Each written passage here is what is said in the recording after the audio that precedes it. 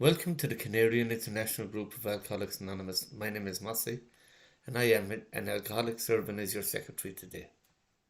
I uh, I thank you for inviting me here to share my experience, strength, and hope with you. And the story was written. My story was written, I believe, when I was like 12 years sober, and I am 38 years sober right now. So I was sharing that with someone, and I said, lots has changed since I wrote this story. He said, yes, but it's just good the way it is, just like our big book is good, just the way it is.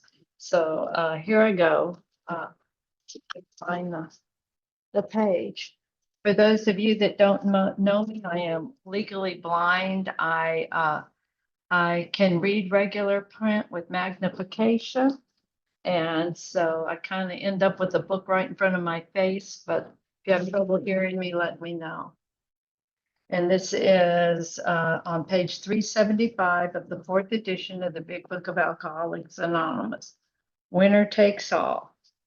Legally blind, but no longer alone, she found a way to stay sober, raise a family, and turn her life over to the care of God. My parents were very much in love and had been married a couple of years when they decided to start a family. They were so excited when their first son was born. They owned their own small business, and with the arrival of their son, their life seemed perfect until tragedy struck.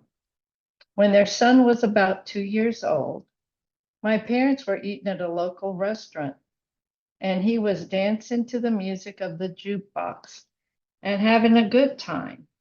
He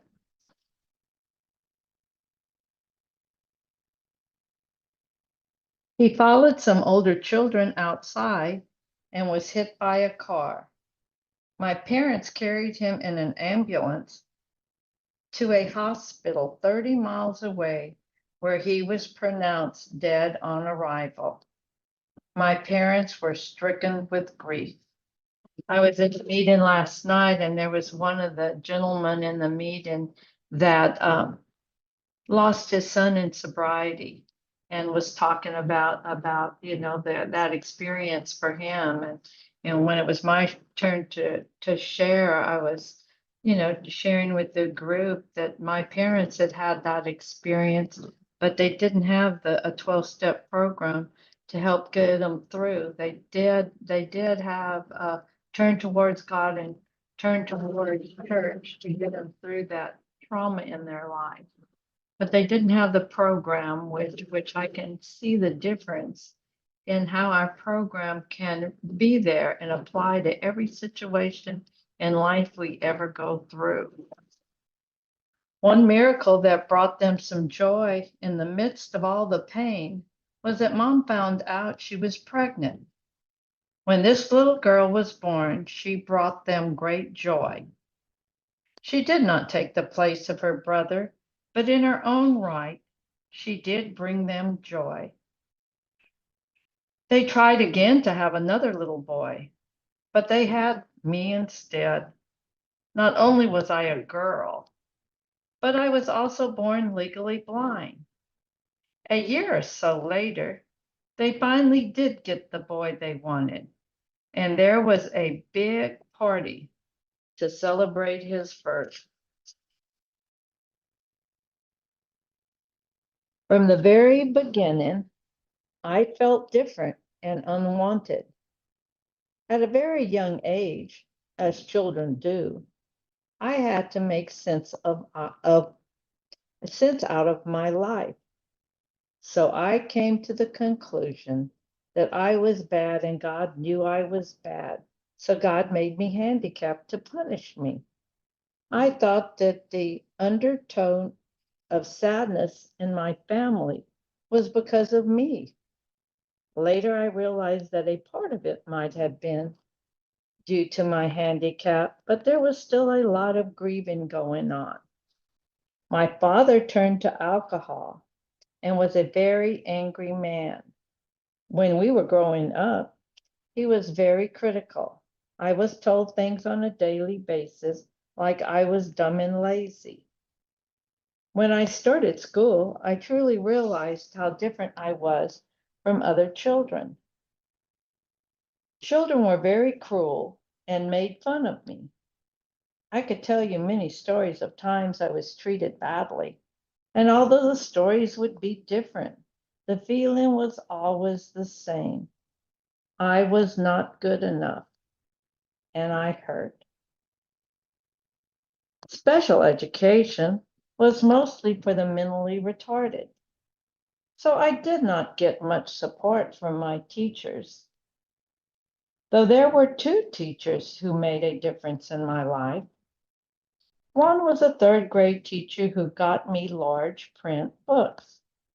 It felt so good that someone understood I had a problem. But that was overruled by the embarrassment I felt trying to carry those big books around. The other teacher was a freshman high school teacher who flunked me. It was as if I heard her say, "You can do better." All the other teachers just let me pass whether I knew the material or not. When I got out of high school, I felt as if I had gotten out of some kind of prison. I graduated 150th out of a class of 152, and I felt that I was dumb.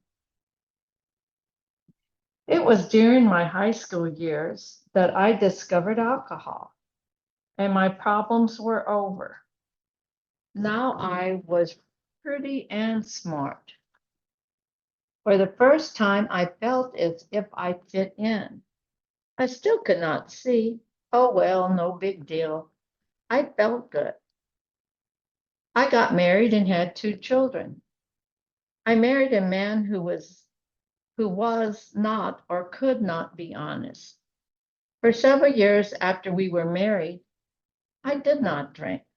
My sister went through a divorce and moved to the town I was living in. To be a good sister, I went out with her, for she knew no one in the town. We went to a country western place that had a beer bus. You just paid a certain amount to get in, and you could drink all you wanted to drink. I thought I had arrived in heaven. We did this several times a week, and then she started meeting people and started dating. Well, I couldn't drive, so I started drinking more and more at home. Several years later, alcohol had control over my life. I had a t-shirt that I just loved. It said I used to hate myself in the morning. Now I sleep till noon. That described my feelings totally. When my daughter had to go to the hospital, I stayed sober for the 5 days she was there and told myself that I had licked the alcohol problem. On the way home from the hospital, I got drunk again. I cannot tell you the number of times I tried to stop on my own. My son would look at me and say, "Mom, why do you have to drink so much?" He was about 11 years old at the time. So one night I got on my knees and said, "God, change me or let me die." It was at this point in my life that I called Alcoholics Anonymous and asked for help. They sent two ladies over to my house. They sat with me, and I told them that I drank because my marriage was bad. One of the ladies held my hand and said, "That is not why you drink." I told them I drank because I was part German. She patted my hand and said, "No, that's not why you drink." Then I told them I drank because I was legally blind. They said, "No, that's not why you drink." And they started to explain to me that alcoholism is a disease. They shared their stories with me and told me how alcohol had taken over their lives. I started going to meetings, and my story sounded so dull next to some of the stories I heard. The most interesting thing I could think to tell was about the time my friends, who were also drunk, let me drive the car. I almost got us all killed. But what fun! Legally blind, drunk, and behind the wheel of a car. God was really taking care of me and the other people on the road that night. I just didn't know it at the time. I was asked to share my experience, strength, and hope. Uh, Shortly after the big book had come out, the fourth edition had come out. And it was the only time I invited my mother, father, sister, and brother to come hear my story. And I shared that story about driving drunk. And after that meeting, my mom came up to me and said, please don't tell people that story. I think that she felt guilty. She felt guilty, like she wasn't paying attention or watching me closely enough. The truth is, most of my drinking was done at home alone, and I would call people and talk. And the following mornings were awful, trying to piece together what I had said. I would say things to my husband like, wasn't that an interesting call last night? Hoping he would volunteer information. My hands were beginning to shake without the alcohol. Yet when I got to AA, I wasn't sure I belonged because my drunkalog was not exciting. Then one night at an AA meeting, a friend said that even though he had been in jail and done lots and lots of stuff, he was no different from me. He felt the same things I felt. It was then that I knew I was not unique, that the people did understand the pain inside of me. I met a lady who had a handicapped child, and we learned so much from each other. One important thing that I learned was that handicap is not a four-letter word. Handicap is not a dirty word. I learned that I was not bad, that I was one of God's special children, that God had a plan for my life. The people of AA showed me how my past could and would become an asset. I got a sponsor and started working the steps. The promises of the big book started coming true for me. The feeling of uselessness and self-pity went away, and I could see how my experience could help others. When I was 3 years sober, I made one of the most difficult decisions I had ever made. I left the marriage. I did not leave because I didn't love him. I still love him. But the marriage was not a healthy place for me to be. I found myself with 2 children to support. I was legally blind and had no job skills. When I moved out, I first moved into public housing for blind people. This was a shocking experience for me, but it was full of growth. For the first time in my life, I was learning to accept my handicap. Before this, I would just plan out my day as if I could see, and then plan it out again based on the fact that my vision was limited. Through the Commission for the Blind, I got involved in a program that helped blind people become self-employed. After 3 months of training, I moved to a city a couple of 100 miles away, where I knew no one. I lived in an apartment that was about a mile from a coffee shop that I operated. I would walk to work at 6:30 a.m., carrying $200 in opening cash on a dark road, and I was afraid. I had 2 people working for me, and on my second day, one of them did not show up. I had never run a business before, and my 3 months of training just didn't seem enough. It was a hard time for me. A lady from a major food company came by to take my grocery order, and I didn't have a clue how much coffee, bacon, or hamburger meat I needed. She shared with me what the previous manager had ordered and helped me place an order. God only knows how we got on the subject, but she was a member of AA and later would become my new sponsor. She picked me up and took me to meetings. At one of the meetings, I met a guy who, for the next year, picked me up and drove me to work. I paid him $1 each morning. I am sure that did not cover his gas, but it helped me feel I was paying my way. For the first time in my life, I was now supporting myself. This is just an example of how God works in my life. No longer did I have to drink, but it was much more than that. Everything I need was provided. I had a God of my understanding that helped me in every aspect of my life. In working the steps, my life changed. I think differently today. I feel differently today. I am new.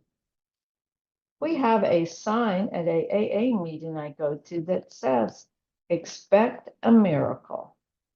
My sobriety is full of miracles.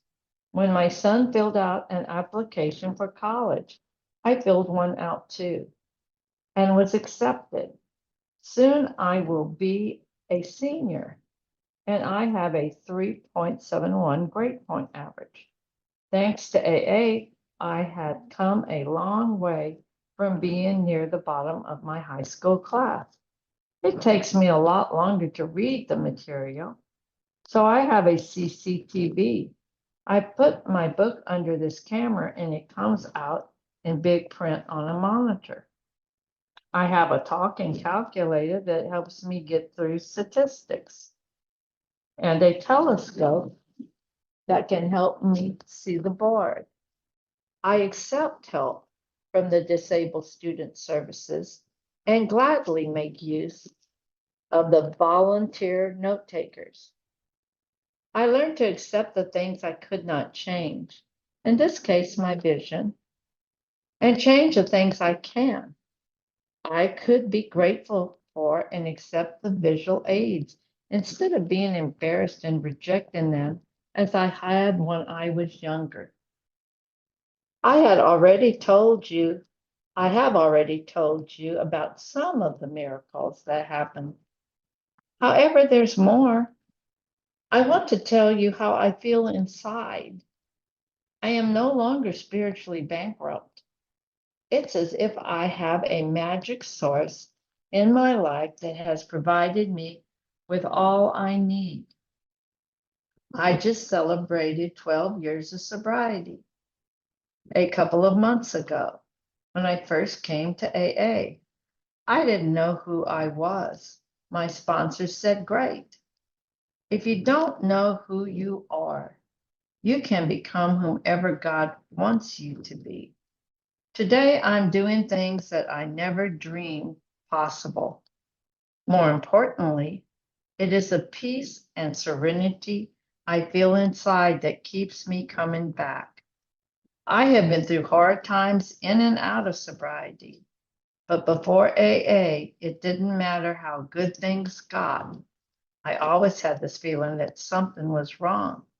Since AA, it doesn't matter how bad things get. I always have a feeling that everything is going to be all right. In working the 12 steps, my life and my old way of thinking have changed. I had no control over some of the things that happened in my life, but with the help of God, I can now choose how I will respond. Today, I choose to be happy. And when I'm not, I have the tools of this program to put me back on track. Thanks, Kate. Thank you. Is there anything else you want to add there, Renton? One of the things that a lot of people ask me is how my story got in the big book, and I will share that story with you if I have enough time here. I was at a Saturday morning AA meeting with one of the ladies I sponsor, and she was on the Grapevine Committee, our meeting in print. And on the way home, she handed me a packet of information because I didn't even know they were looking for stories for the 4th edition. And on the way home, she handed me this little packet of information that had, where to send it and the deadlines and how long it should be and things like that. She said, I think we should write our stories to see if they might get included in the 4th edition. And I was in school at the time studying, and I thought it was really didn't make any sense. I figured you had to know somebody to get your story in the big book. That I was just a drunk that was in AA and staying sober, and but I didn't want to hurt her feelings. So I wrote my story as fast as I could. She gave it to me at the last minute where it needed to be postmarked a day or two from that, so I wrote it real quick. I walked to the mailbox and put it in the mailbox. And 3.5 years later, I got a letter in the mail that the 4th edition of the Big Book of Alcoholics Anonymous had been approved and my story had been selected to be in our book. And I was just absolutely in a state of shock. I had to sign some consent forms, that I could rewrite my story any way I want to, but that story written exactly that way belongs to Alcoholics Anonymous. And it started a journey that took a long time to get comfortable with. At first, I didn't want to tell anyone my story was in the big book. And then I thought, well, that's selfish, because when people found out, they would say things like, oh, this makes the big book feel real. It's just people. It's just us. It's just, we have so much similarities, so I pray. Sometimes I share that my story's in the big book. Sometimes I don't, in this case, I was asked to read my story, but it has connected me to the AA, the larger world. It has started the journey of sharing my experience, strength, and hope. And like I said, I got into Alcoholics Anonymous when I was 33 years old.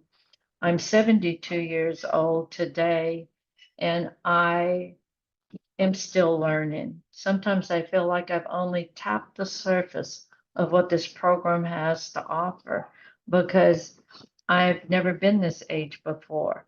But these steps work today just like they worked in every other circumstance of my life, in every other decade of my life. When I was a young single mom, when I remarried and there was a stepfather in the house, to when I became a grandmother, to when my kids went through their divorces, to health issues. Right now I have on a heart monitor, and in my pocket I have a phone, and the phone tracks the heart monitor, but I can't get more than 10 feet away from the phone for the next 2 weeks as they're trying to figure out this irregular heartbeat that I've been having.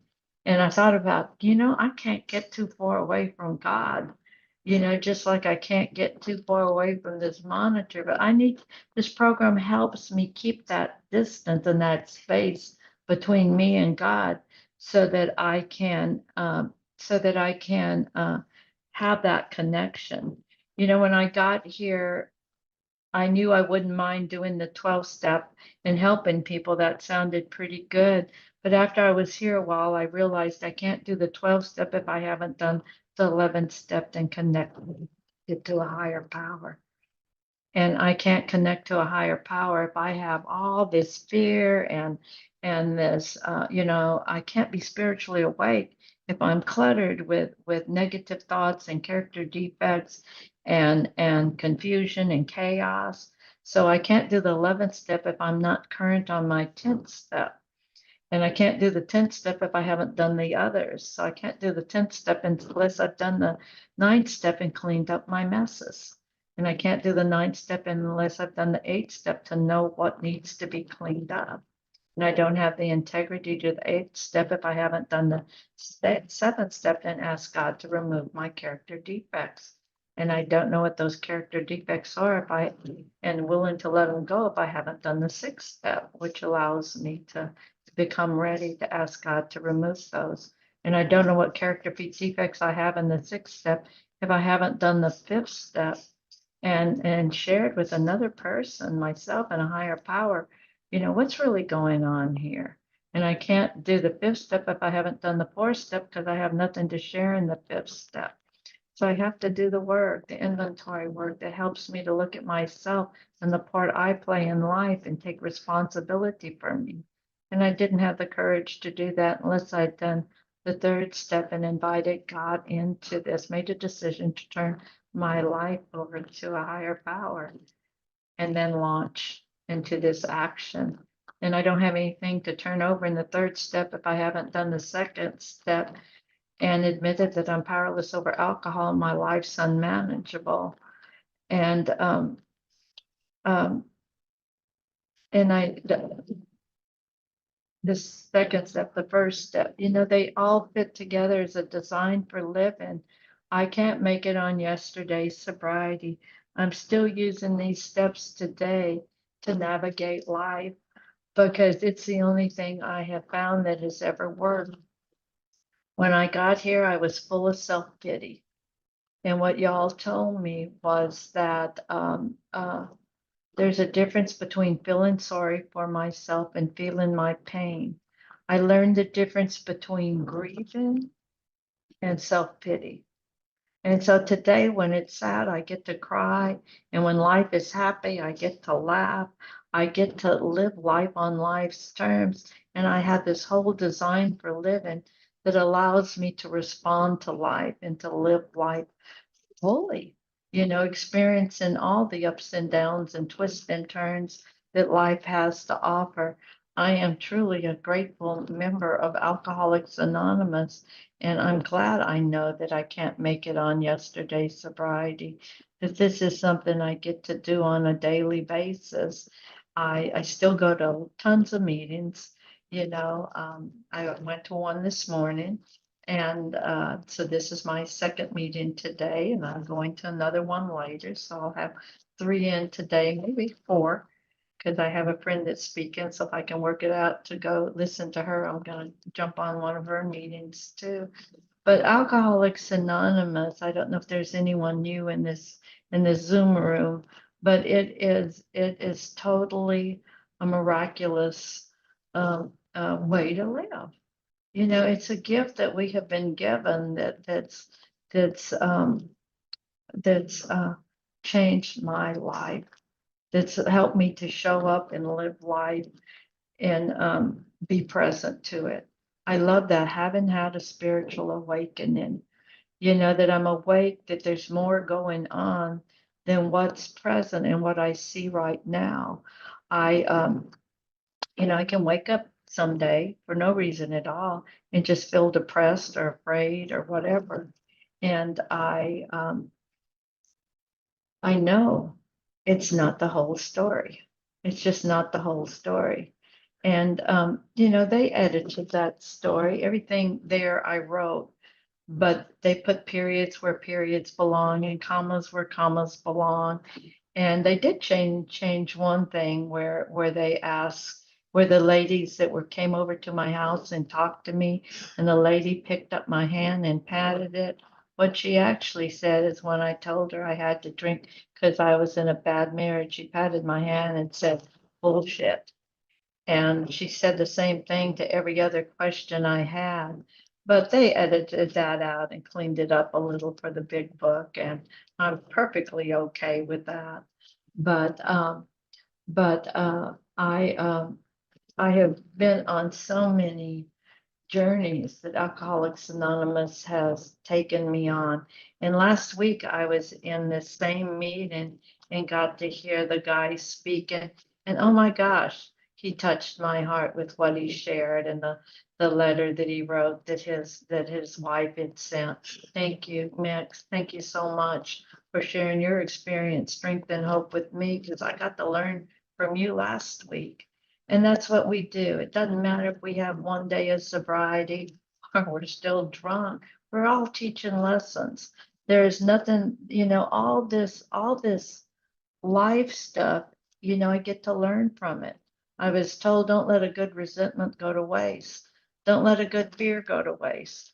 Don't let a good experience go to waste, because all of these experiences that life is bringing me give me the chance and the opportunity to learn and grow. And I don't know how long you wanted me to share, but thank you so much for inviting me. And if y'all have any questions you want to ask, I'd be happy to answer them. Thank y'all for my sobriety. Thank you so much, Kay. Pleasure to have you with us. Nick, have you anything to say there, my friend? Yes, Gal, thank you so much for being here, and in this fellowship, you have shown me so much love, you people, that it keeps me coming back. I absolutely love this program. Gay, thank you so much for being here tonight. God bless you. But one of the miraculous things that happened when my dad heard my story, I had done my resentment inventory with him, on him, and I had perfect peace and love with my father. And after I shared everything I've shared with you, except for anything about him being critical, because I would never hurt that man who is no longer here also. He came up to the podium and he stood after everyone said hi that wanted to me. And he looked at me straight away and he had tears coming down his face. And he said, Gay, was it my fault? And I said, no, Daddy, it wasn't your fault. I'm an alcoholic. And I think that was healing for him and me. But every resentment that I had, every fear I have, this program gives us a way to switch that into love, to turn that into love. And one of the things that I have heard, if you've gone through the 12 steps and you don't know more about love, you've missed the point of the program.